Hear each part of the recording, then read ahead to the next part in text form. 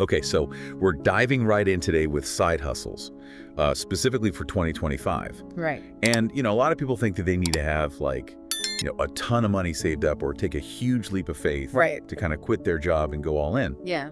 But what we're talking about are these micro-budget ventures I love it. where you can really start with very little money Yeah. and zero experience. It's amazing how accessible things have become. Right. And it's a great way to boost your, financial freedom a little bit and also learn a ton of new skills. Absolutely. I think what's so interesting about this moment in time Yeah. is that the barrier to entry for starting something has just gotten so incredibly low. Yeah. Like, we're talking micro budgets, so some under $100, Yeah. sometimes even free to get started. All right. And, for anyone who's been hesitant to take that leap Mm-hmm. because they're worried about, the risk involved, Yeah. this is a really compelling reason to give it a shot. Totally. And, it's so flexible, too. Yeah. You can kind of work it around your existing, life and job. Absolutely. And for our listeners who are, very much into learning, Yeah. I think this is a huge appeal because you learn so many practical skills. Totally. You learn marketing, you learn how to deal with customers, Right. you learn how to be resourceful. You're basically getting like a mini MBA. Yeah, exactly. Like you're learning all this business stuff without having to go back to school. Exactly. And the best part is, it could just be a small side thing now, Right. but it has the potential to grow into something much bigger. Absolutely. So what we have is this really cool step-by-step framework Okay. that we're going to break down for you guys today Awesome. to really give you the actionable insights Love it. so that you can start thinking about how you can launch your own micro-budget side hustle. So where do we start? So the very first step, and it seems really simple, Okay. but it's all about self-reflection. And the framework actually has this question. It asks, what do people frequently ask me for help with? I like that. Just think about that for a second. Yeah. Like, what is it that you're always the go-to person for It's so true. among your friends and family? Yeah. Like maybe you're really good at fixing computers. Yeah. Or you give great relationship advice. That's brilliant because it makes you think about what you're already good at Exactly. and if there's potentially a demand for it. Yeah. And then there are a couple other questions too that are really good. Okay. What hobbies or activities bring me joy? Mm-hmm. And are there problems around me that I can solve? Okay, so it's about finding that sweet spot Yeah. where your passions and skills Yeah. and actual needs in the world overlap. Right. It's like finding that Venn diagram Yeah, where yeah. everything kind of comes together. I love that. And to make it a little less abstract, the framework gives some really practical examples. Okay. So like, let's say you love to cook. All right. Maybe you can start a meal prep service for busy people.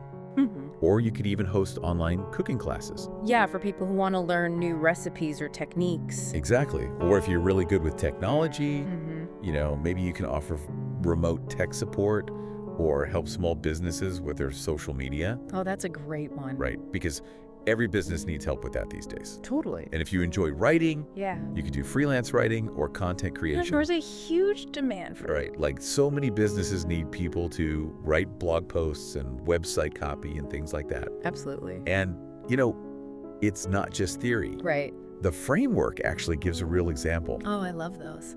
So there's this woman, Sarah. She's a stay-at-home mom, Okay. and she loves to bake.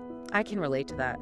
She started her own cookie business Wow. with just $50, Really? just enough for some ingredients and packaging. That's amazing. And she uses Instagram and word of mouth to get customers. That's incredible. It just shows you that you don't need a ton of money to get started. Exactly. And it's all about, following your passion. Yeah. So, okay, you've done some soul searching. Mm-hmm. You've got maybe an idea or two brewing. Yeah.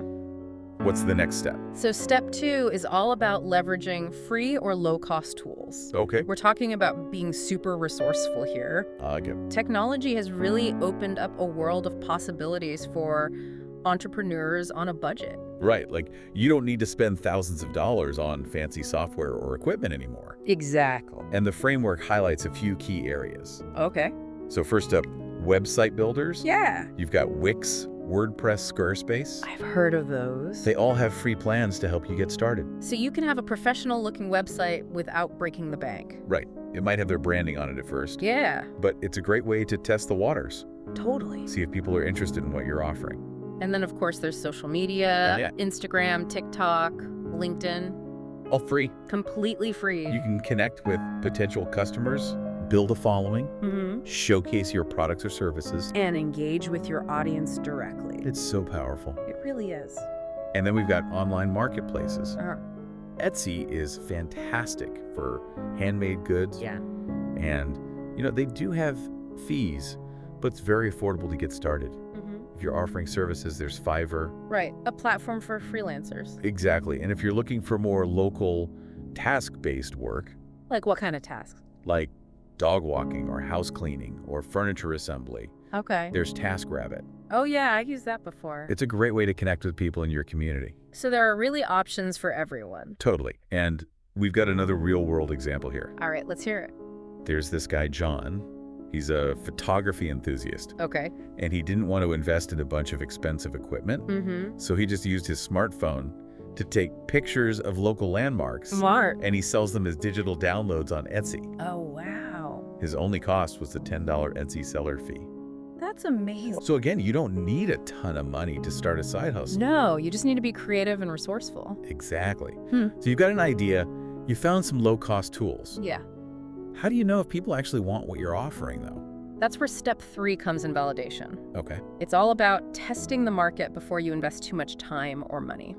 So it's about mitigating risk. Exactly. You want to get some feedback early on. And how do you do that? The framework suggests a few methods. Okay. First, informal surveys.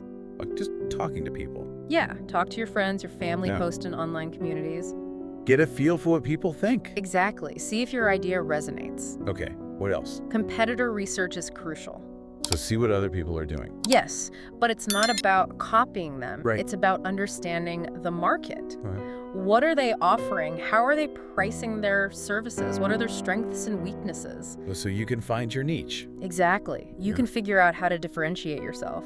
And actually, trying out their services or reading customer reviews can be super valuable. Oh, absolutely. You get a much better understanding of the landscape that way. And I really like this suggestion from the framework. What is it? Offer a free trial or a discounted service. Oh, that's smart. It's a great way to get real-world feedback. And you can see if people are actually willing to pay for what you're offering. Exactly. I love that. And the framework gives a great example here. Yeah. This woman, Maria, she was thinking about offering math tutoring, Okay. but she didn't want to create a whole curriculum Yeah, that would take a lot of time. before she knew if there was any interest. Right. So she offered a few discounted introductory sessions, Smart. and she got amazing feedback. Oh, wow. Not only did it validate her idea, Yeah. but she also learned which topics and teaching styles resonated most with students. So she could tailor her program accordingly. Exactly. It's brilliant. It really is a low-risk way to test the waters. So you've got an idea, you've found some tools, you've validated your idea. What's next? Getting the word out right. Ah, yes. Marketing and networking, step 4. Even the best ideas need visibility. Exactly.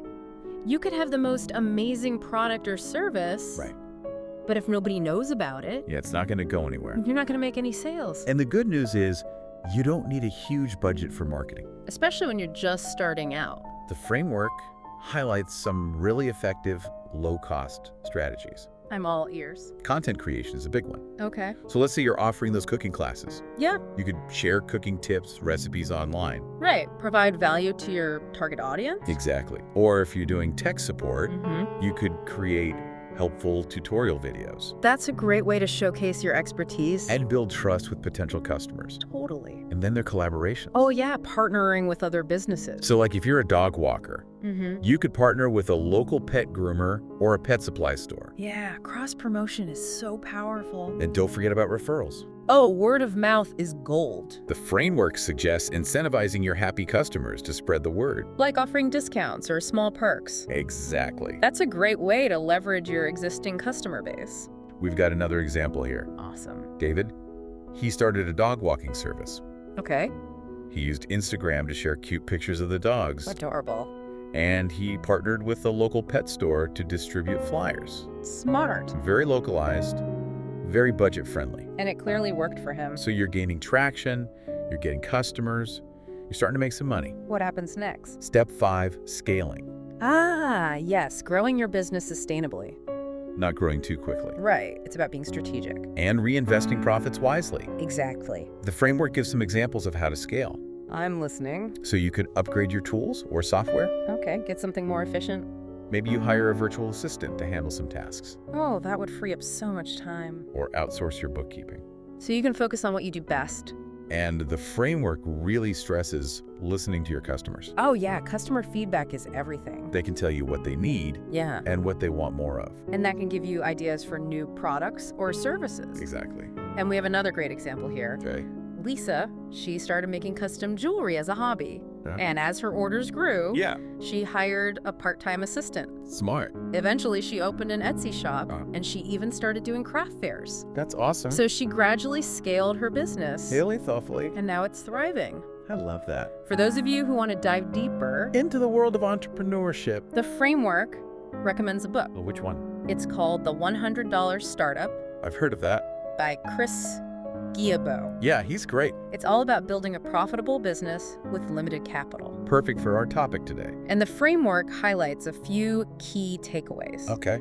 First, focus on solving specific problems, Right. Identify a need in the market and then provide a solution. and keep your overhead costs low, Cash flow is king. especially when you're starting small. Every dollar counts. And embrace experimentation. Don't be afraid to fail. Failure is just a learning opportunity. Yeah, you learn more from your mistakes than your successes. So to sum up, starting a micro-budget side hustle in 2025. Is totally doable. It's not just for people with tons of money or experience. Anyone can do it. We talked about finding your passion and skills, Using free or low-cost tools, validating your idea, marketing and networking. and scaling gradually, And there are so many resources available to help you along the way. like the $100 startup. Exactly. So as you're listening to this, Yeah. I want you to think about this question. Okay. What's one small problem you've noticed In your own life or in your community, that you could potentially solve even in a small way. with your skills or your knowledge? That's a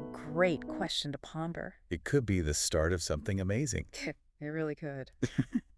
That's all for today's deep dive. Thanks for having me. Thanks for listening. Until next time. Bye.